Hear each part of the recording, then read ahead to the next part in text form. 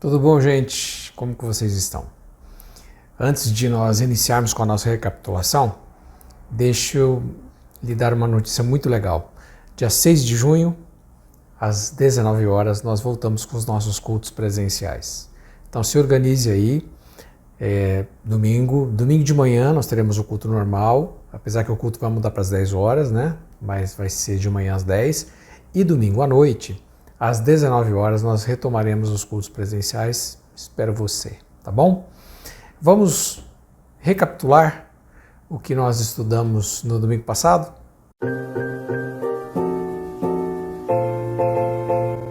Muito bem. Estamos na série de mensagens Conhecendo Jesus por intermédio do Evangelho de São João. E agora nossa mensagem de hoje, o estudo de hoje, está baseado no Evangelho de João, capítulo número 1, versos 19 e 34. Então nós vamos ler os versículos. Eu vou pedir a você que, por favor, abra a sua Bíblia agora para nós acompanharmos juntos a leitura, ou no seu smartphone, fica à vontade. Nós vamos acompanhar junto a leitura. João, Evangelho de João, capítulo 1, versos 19 até 34, a Bíblia diz assim: Este foi o testemunho de João quando os judeus de Jerusalém enviaram sacerdotes e levitas para lhe perguntarem quem ele era.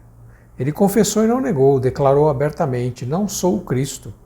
Perguntaram-lhe: Então quem é você? É Elias? Ele disse: Não sou. E é o profeta? Ele respondeu: Não. Finalmente perguntaram: Quem é você? Dê-nos uma resposta para que a levemos àqueles que nos enviaram. Que diz você acerca de si próprio? João respondeu com as palavras do profeta Isaías: Eu sou a voz que clama no deserto. Façam um caminho reto para o Senhor. Alguns fariseus que tinham sido enviados interrogaram-no: Então por que você batiza, se não é o Cristo, nem Elias, nem o profeta? Respondeu João: Eu batizo com água, mas entre vocês está alguém que vocês não conhecem. E ele é aquele que vem depois de mim, cujas correias das sandálias não sou digno de desamarrar. Tudo isso aconteceu em Betânia, do outro lado do Rio Jordão, onde João estava batizando. No dia seguinte, João viu Jesus aproximando-se e disse: Vejam, é o Cordeiro de Deus que tira o pecado do mundo. Este é aquele a quem eu me referi, quando disse: Vem depois de mim um homem que é superior a mim, porque já existia antes de mim. Eu mesmo não o conhecia, mas por isso é que vim batizando com água, para que ele viesse a ser revelado em Israel. Então João deu o seguinte testemunho: Eu vi o Espírito descer do céu como pomba e permanecer sobre ele. Eu não o teria reconhecido, se aquele que me enviou para batizar com água não me tivesse dito: Aquele sobre quem você vir o Espírito descer e permanecer, este é o que batiza com o Espírito Santo. Eu vi e testifico que este é o Filho de Deus. Que lindo texto, linda mensagem, não é verdade? Pois é. Nesse texto, nós vamos perceber um detalhe muito importante que o Senhor Jesus quer nos revelar por intermédio deste Evangelho. Você lembre-se que nós estamos falando do Jesus pré-existente. O início do Evangelho de João começa a falar da pré-existência de Cristo, da participação de Jesus na própria criação do mundo, fala a respeito da rejeição de Cristo, né? Jesus foi rejeitado pela humanidade, por aqueles para os quais ele veio. Vimos que João Batista vem a ser um protagonista muito importante nesse momento, porque ele torna-se uma testemunha de Jesus. A palavra testemunha vem 4 vezes desse trecho que nós lemos aqui. Por quê? Porque João Batista, ele não fez nada de muito extraordinário, ele não era uma pessoa extraordinária. Aliás, a gente veio perceber que ele era uma pessoa digna de se olhar para ele, porque o próprio Jesus diz: dentre os nascidos de mulher aqui não tem ninguém maior do que João. Ou seja, daquela época não tinha ninguém maior do que ele. Então você perceba que Jesus referenda a vida de João. E por quê? Se ele não escreveu um livro, se ele não deixou, se ele não fez milagres, se ele não orou por ninguém, ele só pregou e batizou. Por que ele é muito importante? Porque João foi uma testemunha de Jesus. E é aqui que eu quero conversar com você. Esse texto nos fala de testemunha. E nós também temos a mesma responsabilidade que o João. João é a voz que clama no deserto para anunciar o caminho do Senhor. E nós, eu e você, temos também uma responsabilidade em nós imputada por Deus, para que nós também sejamos testemunhas fiéis de Jesus. E isso aqui é muito interessante. É a respeito disso que eu gostaria de compartilhar com você ou de recordarmos aquilo que nós já vimos no domingo passado. Quais são as expectativas que Jesus tem sobre as suas testemunhas? A primeira coisa que a gente tem que pensar quando a gente pensa nessa questão de ser testemunha é lembrar de quem nós não somos, o que uma testemunha não é. A testemunha não é o foco principal. A testemunha, na verdade, ela tem que apontar para alguém que é verdadeiro. Então, João, a primeira coisa que João sabe é quem ele não é. Quem é você? Não, eu já não sou o Cristo, eu já estou dizendo que eu não sou. Eu não sou Cristo, não sou Elias, não sou profeta. Ele sabe quem ele não é. Nós precisamos saber quem nós não somos. Nós não somos o centro da atenção. Se alguém perguntasse para você, quem é você? Talvez você daria o seu currículo. Eu sou isso, eu sou aquilo, eu sou formado nisso, formado aquilo. Talvez nós encheríamos o nosso currículo, encheríamos a bola, não é? Mas João diz, não, eu não sou. Por quê? Porque uma testemunha tem que entender que o foco principal, o enfoque precisa estar na pessoa sobre a qual ela está dando testemunho. Ela não é importante, mas quem é importante é a pessoa que ela está testemunhando. Percebe? Então a primeira coisa como testemunhas, nós temos que entender que nós não podemos ser o foco. Como tem muito crente e muito pastor trazendo o foco para si mesmo, não é verdade? Você vai ver lá em João, no capítulo 3, quando João Batista, numa das situações que ele passa, que os discípulos de João vão reclamar com ele, falar, os nossos discípulos pararam de nos seguir, estão seguindo Jesus.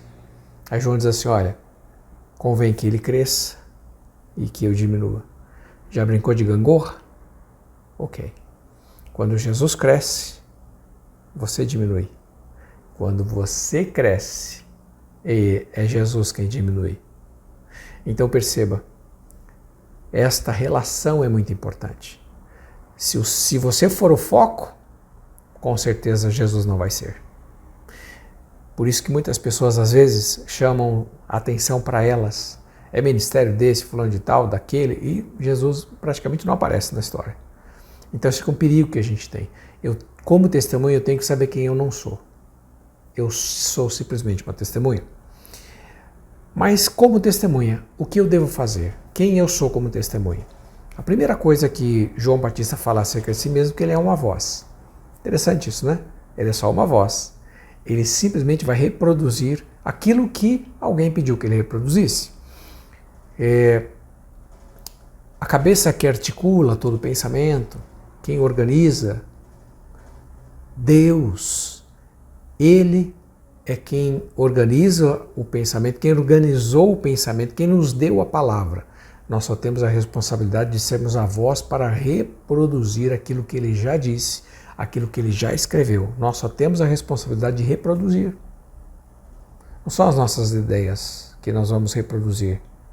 Nós vamos reproduzir as ideias de Jesus. Vamos reproduzir o que está escrito na palavra de Deus. Isso aqui é muito importante. Então a testemunha, é importante que ela saiba, que nós saibamos que nós somos apenas uma voz para falar aquilo que Deus já nos pediu para falar. Ou para falarmos, ok? Voz que clama. Por que o João usa essa expressão clama? No grego a expressão é grita. Você já pensou? Você já teve uma oportunidade de chegar em algum lugar e dar um grito? Ou alguém dá um grito? O que acontece quando alguém dá um grito? Todas as atenções se voltam para a pessoa que gritou, não é verdade?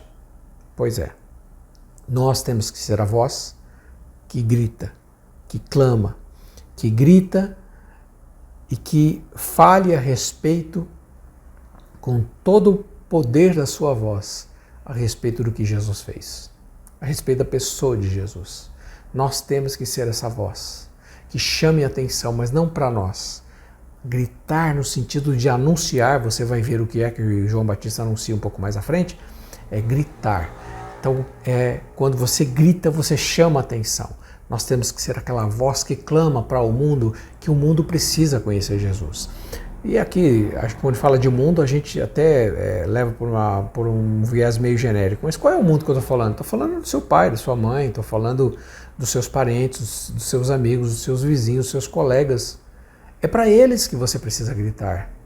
Jesus está vivo, é para eles. Você tem que chamar a atenção deles para essa realidade, como testemunha de Jesus. A terceira coisa que João fala é uma voz que clama no deserto. Por que no deserto? O deserto é um lugar que ninguém gosta de estar e que muito pouca gente estaria, com certeza. O deserto para nós é sinônimo de lugar ruim, não é? Mas o deserto aqui, no caso de João Batista, as pessoas iam ao deserto para ouvi-lo.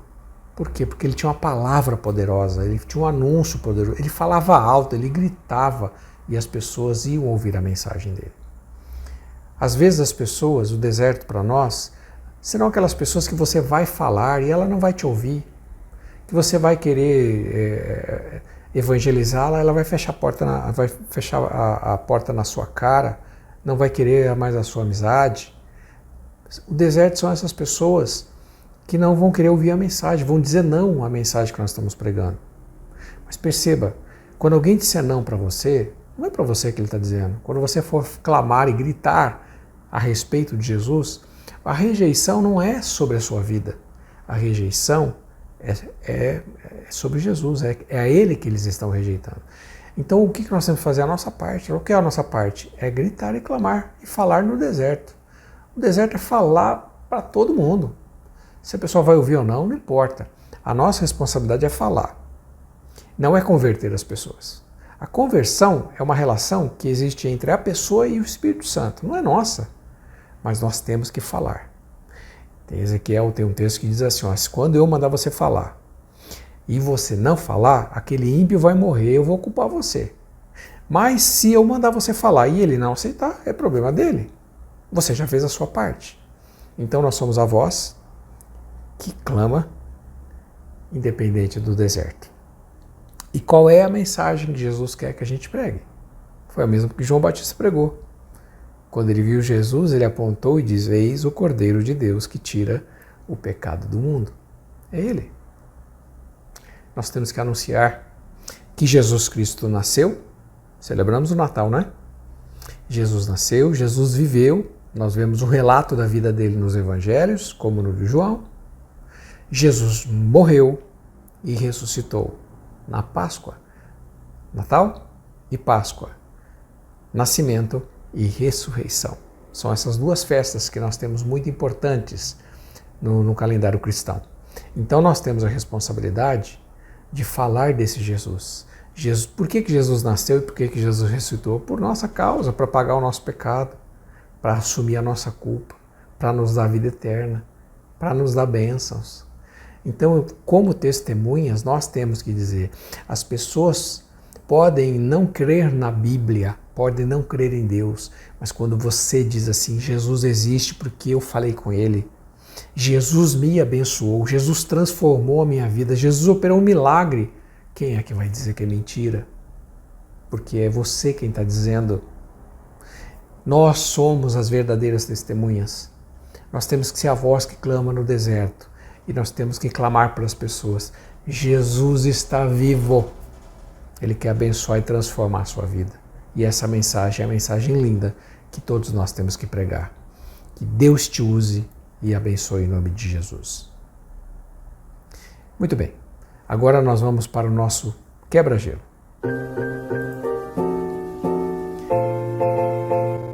O quebra-gelo de hoje é o seguinte. Se você fosse definir a sua vida com o título de um filme, qual seria? Ou a sua vida ou o momento que você está vivendo. Qual seria o título desse filme? Eu vou dizer o meu. O meu filme seria A Espera de um Milagre. Bom, eu choro toda vez que assisto esse filme. Mas esse seria, eu estou à espera de um milagre. Ok? Qual é o filme que define a sua vida ou o seu momento? Compartilha aí entre o grupo. Vamos para as nossas perguntinhas? Muito bem, vamos lá.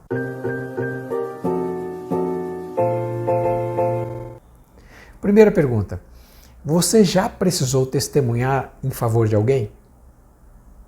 Alguém te chamou para ser testemunha? Às vezes na escola, ou mesmo num tribunal. Você já foi testemunha de alguém na sua vida? Se você já foi, conta essa experiência para nós. É muito interessante a gente compartilhar, porque o testemunho tem que ser a verdade a respeito da pessoa. Você já teve essa experiência? Fale conosco.